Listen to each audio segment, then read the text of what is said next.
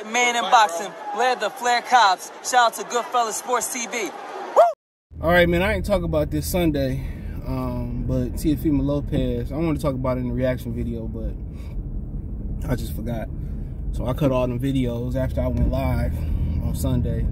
So if you didn't catch it, right after the fight, I went live. It was a good dialogue with just me, chopping it up about the Crawford's fight with Avanesian, and shout out to Avanesian for putting up a good performance. And Teo and Sandor. Now, Teo and Sandor was more of the popular talk because it was a close, controversial fight.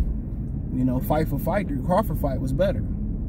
All right, I didn't watch the card, but the fight was better. You know, Avanesian came to fight. Now, Teo and Sandor Martin was more competitive, but a more competitive fight don't necessarily, you know, mean it was a better fight. You know, Crawford got 10 straight knockouts. Avanesian was riding a 6 knockout win streak. And then when it come to Terrence Crawford, everybody act like they ain't know who Avanesian was, which y'all claim to be hardcore boxing fans. I knew Avanesian was, seen him fight on several occasions, like I said last night. But then again, you know, when it comes to Terrence Crawford, all these motherfuckers is just, you know, all these black, I'm talking about the black people, the black boxing fans, the so-called boxing fans, you know, I told y'all, they condition, I mean, almost hit his ass. They conditioned to hate black fighters. I'm telling you. The darker you is, the more hate you're going to get in these sports. Real talk. And I stand on that. But nonetheless, Teofimo Lopez basically asked his team after the fight, do you still think I got it?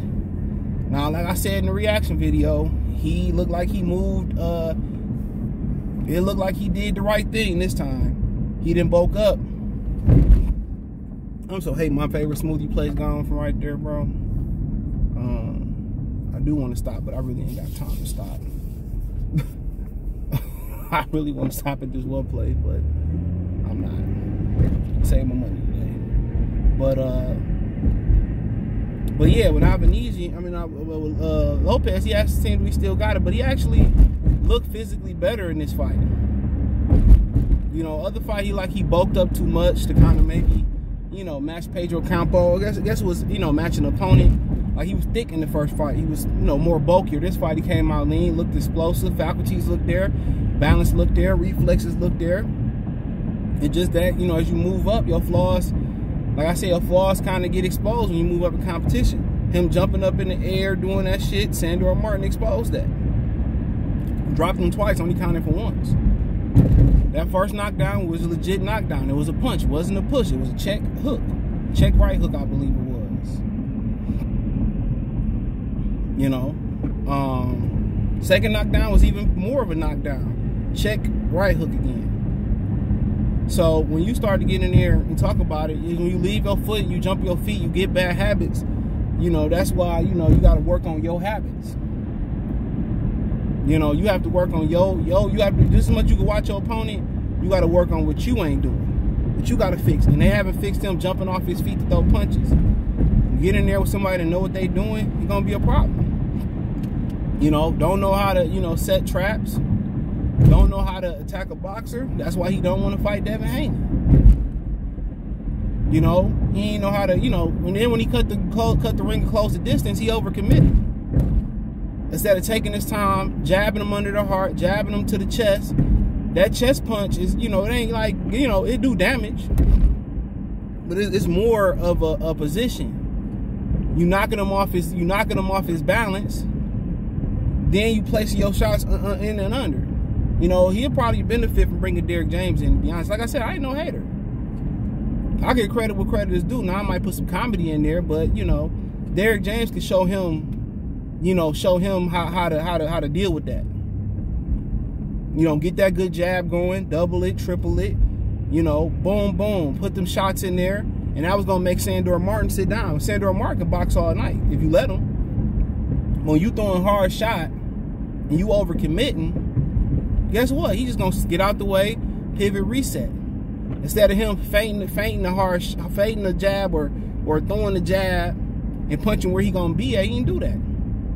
He kept punching where his glove was at. Instead of just, you know what? Instead of punching, trying to catch him here, catch him on the side. Bam. So next time he slide out, guess what? It's gonna be a late reaction. So you catch him on the side, next time he slide out or that hand drop, then you go to the head. You know, then you go to the head. And after a while, that movement gonna stop. You catch him to the body, catch him to the head, bring the left hand back, rip, rip, rip. That's what you gotta do.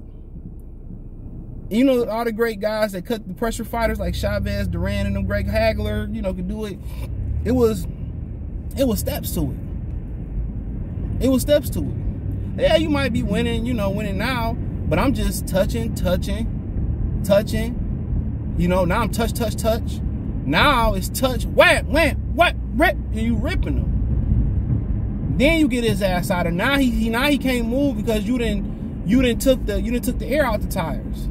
Now he is sitting duck. Then you go there and you put your hard shots together. But there's so many fundamentals lacking in boxing. One thing I pointed out yesterday before I get to the comments real quick that I pointed out that's gone in boxing is that simply these dudes come out cold. These dudes, even the young guys can kind of survive it. I seen Jerry Forrest, I see Keyshawn Davis, I seen Jared Anderson, the real big baby, that's what he want to call himself. Shout out to the real big baby, Midwest the best, you know, Terrence Crawford, Ivan Egan, all come out bone dry. These dudes ain't warming up no more. So I get an opponent that's coming out, Teofimo Lopez, Sandor Martin, that ain't, you know, build up a sweat. Hey, I'm going out there trying to chin check that motherfucker because he cold. Especially the older he is, he cold. He ain't even warmed up. Go watch how Mike Tyson and Hagler used to come out. Motherfuckers came out already sweating. Already loose. You know, you might go to the gym, you see that some people get in the sauna before they start working out. That ain't just to loosen up the muscles neither. You know, me personally, I just get to roll. That's just me. Because I don't want to I do my conditioning first. A lot of people don't like that. But I ain't going to want to do it after I work out. So I get the hard shit out the way. And that first kind of couple minutes, it's hard. Because, you know, you're coming out, it's cold, body warming up. And once a couple minutes go by, I'm good. So when I do start whatever I'm doing, strength conditioning, calisthenics, I'm already warmed up, ready to go. So I ain't going to hurt my body. I'm already hot. But with his comments, bro, of course, you need to go talk to somebody. And like I said, sometimes people say, well, he got his daddy right there and stuff of that nature. And a lot of times, bro, you just got to understand, it's hard to talk to your father. A lot of us black men that have fathers, you know, everybody put the emphasis on the males and females not having fathers growing up. I seen a video from back in the, what was it, 80s or something of that, talking about these women, talking about how it was an interview conducted. I forget who did it. It was on, somebody shared it on TikTok. How they don't feel like only one, it was like 8 women there, 6, 7 women there. Said how they didn't need their baby father. They didn't want to marry their baby father. They could do it on their own. You know how that is. That mindset go back, you know, years. You know, post desegregation, they go back years. And you know, the one thing about it is, you know, a lot of us, I heard Floyd talking about, he said, I wanted to go to my dad and talk about so many things, but I couldn't. I was scared. A lot of guys do that. A lot of guys have that. You know what I'm saying? They don't have that mental support. Can't talk to your homeboys because everything is a joke. Niggas use it against you when you fall out. So people need to understand how I talked about this, how deep that shit go. A lot of us with fathers, without fathers, we going through the same struggle. We going through the same struggle, bro. There's so many things that you want to talk about that you scared to talk about. So what you do, you keep it on the inside. You try to figure it out. You know, last night I was laying in the bed figuring out life. You know, sometimes I'm sitting there at work, might be just, I feel like out of body experience. I'm doing the work, but maybe I'm budgeting how I'm gonna pay my bills, how I'm gonna attack this, how I'm gonna do this, how I'm gonna do that, planning it out. You know, sometimes when I lay there, dude, I just lay there just thinking, bro. And I ain't gonna lie, that shit get tough sometimes, bro. It get real tough. But who you gonna have them conversations with? You know, you can hire a therapist and all that. A lot of people, I ain't even never seen this place, are against that. But I'm for it, though. I'm for it. Now, I gotta start back talking to a therapist or something. I'm for it. But like I said last night, some of, you know, Kevin Gates said some of his greatest epiphanies come from when he, you know, by himself. I ain't gonna lie, that's true. Some solitary, you know, solitary confinement is kind of good in the living room. Sometimes I turn the TV off. You know, sometimes people talk to plants. I might talk to the dog sometimes. You know, but a lot of times I'm to myself. I'm talking to myself, working some shit out, figuring it out. But you need somebody you can depend on. And a lot of these dudes, you know, a lot of us grew up hard, no, you know, mental or physical crutch. And a lot of women, it's hard to open up to women because they're gonna use it against you at some point and sometimes. So that's why a lot of dudes don't live long. We bottle the shit up, and then when it come out, we look crazy and shit. It's kind of like a person that cast a stone and shit, and the person that react get caught. It's the same thing. I bottle shit up for decades, bro. Decades. And one day it just came all out. It is what it is. It's gonna come out, fellas. So, if you want to get it out the right way and talk to the therapist, do so. I recommend it. You ain't no soft, nothing wrong with that shit. That boy need help. And like I said, I ain't been in his particular, issue, his particular circumstance, but I've been in some. And first is taking accountability, bro. And we all make mistakes. And when you're young, to me, it's just never been no mystery. I guess because I grew up around, women and stuff. It really ain't gonna be no mystery. I know when you loved and when you not loved. I know what it look like. I know when somebody going to bat for you. I know when somebody, going out that way doing shit for you. And we all do. Your mom see, oh man, you low on socks, you low on underwear, you low on t-shirt. Oh man, you wearing through them shoes. Well, guess what? They're gonna make sure you have it. Oh, something wrong at school? You know what I'm saying? They know. It's the same thing with a female. If she ain't going on her way to do some things for you, not everything for you, move on. But some people literally just can't see sack chasers. People can't see women that's just there for them. And some men like to be depended on just for the bag.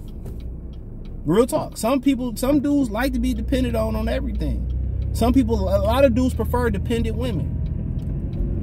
Because a lot of independent women, they got their own shit. They are difficult to deal with. But a lot of dudes like to be depended on.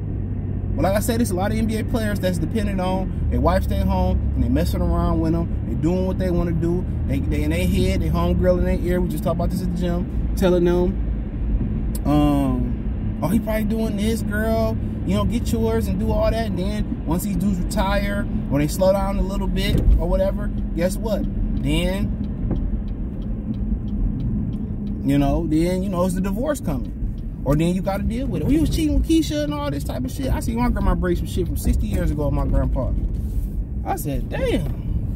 And really, they didn't argue around me. And I spent a lot of time over there. And I was grown when that shit happened. So I try to tell you, dude, a lot of dudes hold a lot of shit in. And man, I hope he find his peace. He had his son ringside. That's a great move in the right direction. But I hope he find his peace. But hey, let me know what you girls and guys think. Thumbs up the video, share the video, subscribe to the channel. Next subscribe button is the bell icon button. Hit all notifications, increase your chance to notifications. We go live and drop video. Hit the link tree. Find me on Twitch, Twitter, Instagram, Spotify, Anchor, Cash App, Venmo, PayPal, Apple Podcasts, Google Podcasts, the whole 9. Appreciate the love and support. Let me know what you girls and guys think in the comment section. One time for the one time. Good for the TV. Peace.